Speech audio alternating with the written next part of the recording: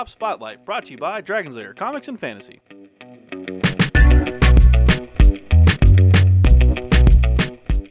Hey everyone, I'm AdamHarry from Bowls with Michael with Dragon's Lair Comics and Fantasy. And we're back with another Tabletop Spotlight. Michael. Don't look directly at it. Don't look at it. It's dangerous. You guys can look at it because it's the screen. Yeah. This is the Cthulhu deck building game, right? The Cthulhu deck building Cthulhu. game. Yeah, I looked at it. Well, you're doomed now. I'm doomed now. Alright, well, all was lost. Yeah, this is a new cooperative deck building game. Yeah. Cthulhu Mythos, obviously. Which I is feel the madness setting a in. little bit. Well, that's also the energy drinks. Boom. Yeah. But The it's monster, think about it. Yeah. It's set in the Cthulhu Mythos, which is like always a fun place to put a game. Oh yeah, yeah. Cthulhu stuff is so wild and varied, so it's always fun. But yeah, fresh off Kickstarter too. So this is another Kickstarter success, right? Oh yeah, absolutely. You guys got it because you backed it? Or... Yep. So they have it in stock. I don't know if other stores probably will too. You can probably just buy it from the creators too. But yeah, we'll take a look at all the stuff in there. You got a cool new card game here. Yeah, I'm a big H.P. Lovecraft fan again, just because of the whole Cthulhu mythos. It's a lot of fun to read about. Yeah, it's not fun for the people in the stories. No, not at all. But for us, reading. I would not want to be one of those people. But read about them is fun. It is. It's totally fun. So yeah, let's take a look inside the box. Cthulhu, a deck building game. That's right. This is the new one. You can probably guess just based off the cover, it's gonna be a little spooky. A little weird. A little spooky. A little bit of spook. Yeah, a little spooky. It's Cthulhu though. So a little bit, yeah. There is Cthulhu. There's probably gonna be some tentacles. There's some excellent art though. Yeah, that's all that matters to me. Not all that matters, but it does matter. And the art does look really cool, and some creepy zombie monsters and weird faces and stuff. So yeah, let's take a look at the back. Right on. So as you can see, can you save everything? Probably not. Probably not. You can save some stuff, I bet. But anyway, it's a cooperative deck building game in the Cthulhu mythos. Basically, Wyvern Gaming published. Yep. You're gonna play as investigators. You're obviously trying to banish the Elder Gods. You have as one does. Yeah, like you do in most games with the Elder Gods, banish them. And you're trying to do that before they make you go crazy or kill you. Yeah. Again, sort of the common goal in most Lovecraftian games. Yeah.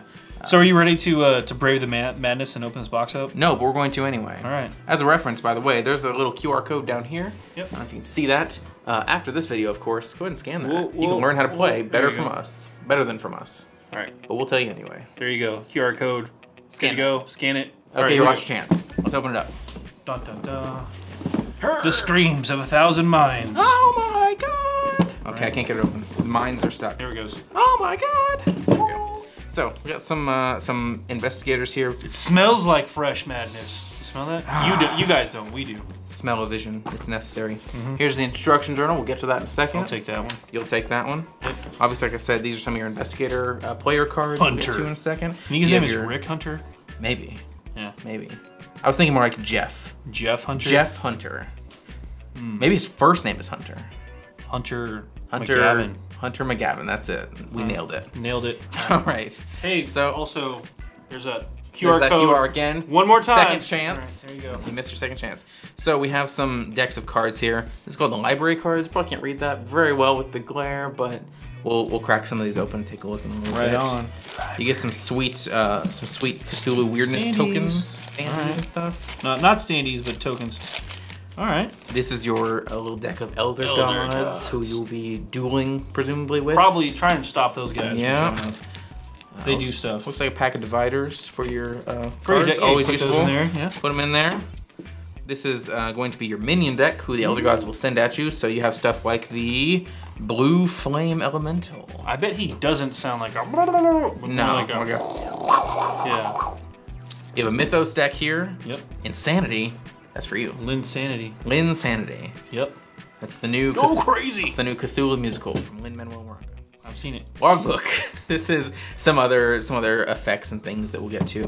And we have a cool, we do. Nothing under there. But we do have the cool vacuum form plastic here. Yep. So put all your cards in there, divide them up. There is extra space in there, so when they presumably release expansions, you can add some extra cards. You can kind of see too. They have they will divide it in here. A little hard to see through here. There you go. See those dividers? Yeah. Let's take a look at the rulebook first, and then we can take a look through some cards. All right. Rulebook time. It's the instruction journal, actually. Why do you have an instruction journal? Well, you know. We'll find out. It's like the Necronomicon. Ooh. That's him right there. That's the big bad guy. And then you cut your hand off. Yep. I've seen that. All right, so they give you a little brief introduction, tell you basically your objective. You obviously want to banish the Elder Gods. Yep. Like we said, everybody has it is an it is investigator. a team game, by the way. It is cooperative. So 100%. You all stop the Elder Gods, or you all go crazy and die. And the rest of the world also goes crazy. Yeah. And So dies. thanks a lot for losing. Thanks. Yep. So you play an investigator. This one here is the detective. Hunter McGavin, of course, is another one we showed. What if detective is his first name? Maybe it's like in Phoenix, right? Like Detective Gumshoe. I mean, he had a first name, but that was a fun name. Yeah. Anyway, I think that is his name now. Yeah, maybe it is. So you have some starter stuff, basically. You have starter cards, Stagger Sleuth Logbook. Yeah. Your library is cards you buy with your Moxie. Moxie. This kid's got Moxie. Which is my favorite player's stat name I think I've seen in a while. Oh, it's also going to be from the Mystotonic University, which is a recurring theme in a lot of HP Lovecraft stuff. It's all here. New England, here we go. You have different types of library cards, things you can do, equipment you can use, spells, locations. The Mythos cards, the evil stuff that the Elder Gods do, so you want those to not be around you.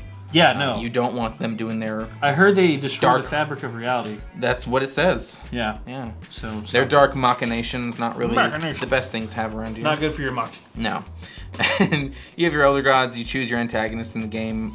So you basically, you've got the Elder Gods deck, and you're going to flip through which one you want. This one, for as an example, is... I'm not going to say his name because I don't want to summon him. Yeah. But well, don't say it backwards either. Oh, well, in that case, you see it here. You would summon him. We can open this up too if we want. But we have in different modes, basically. So there's like easy normal mode, and then there's Cthulhu mode, which is like super extra hard mode.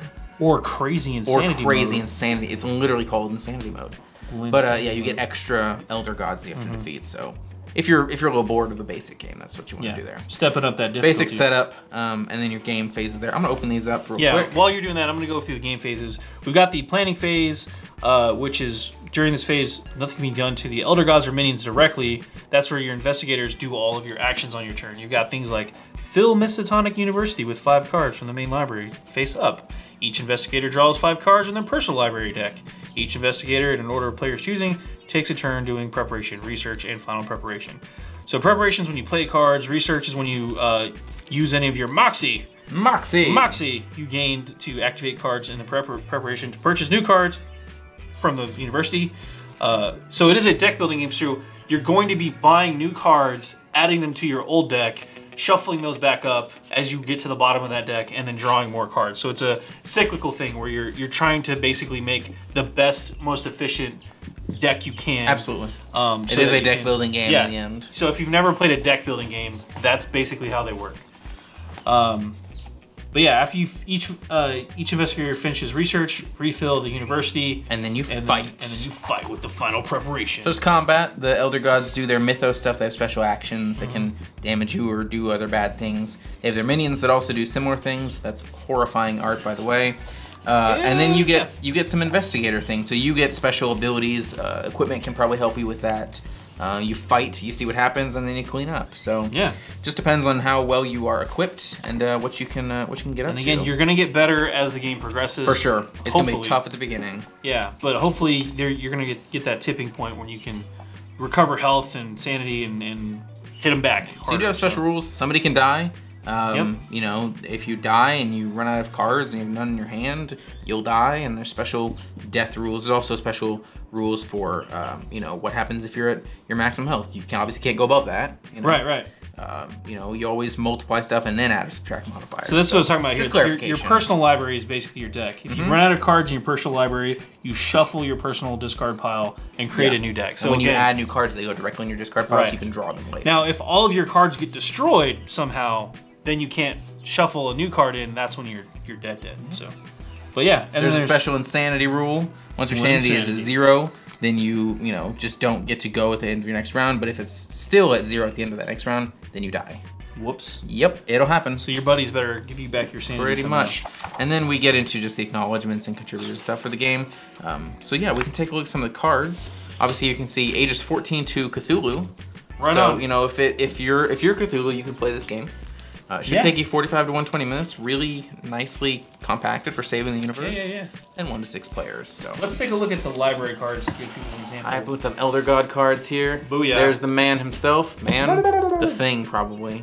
Cthulhu. Cthulhu's special rule, and all the Elder Gods have special rules. Just an example.